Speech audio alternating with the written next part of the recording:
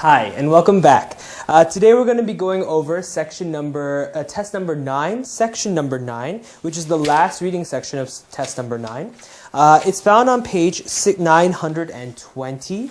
Again, section number 9 of test number 9 is the third reading section, found on page 920 of your official College Board SAT study guidebook. So go ahead and turn to that page. So again, now as we approach the final stages of our test and review, we're going to not be going over the sentence completion because by this point you guys should all know the contextual clues and know that it's a matter of having the vocabulary learned. So we're going to jump right into this kind of double paired reading passage here, which was talking about two people who are both musicians and talking about kind of copyright and intellectual property issues. Okay? So let's get started on question number 7 on page 922.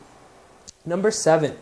The great artist, line 6 in passage 1, and the Grateful Dead in passage 2 both serve to illustrate the two authors what?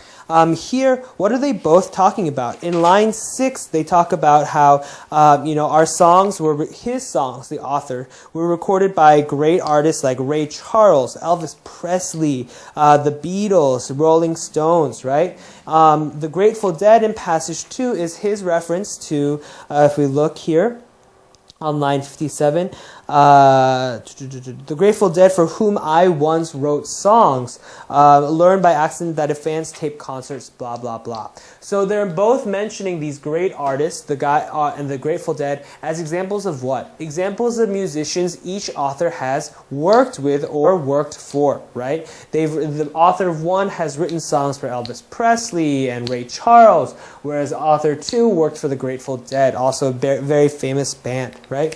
So both of these are talking about what? Direct experiences with musical songwriting. So that's why E is going to be the best answer choice here. Let me find a better marker for you guys. That one, not it. It's going to be E. There we go. Direct experience with professional songwriting. Number 8. The authors of both passages would most likely agree that what? Here, what are they talking about?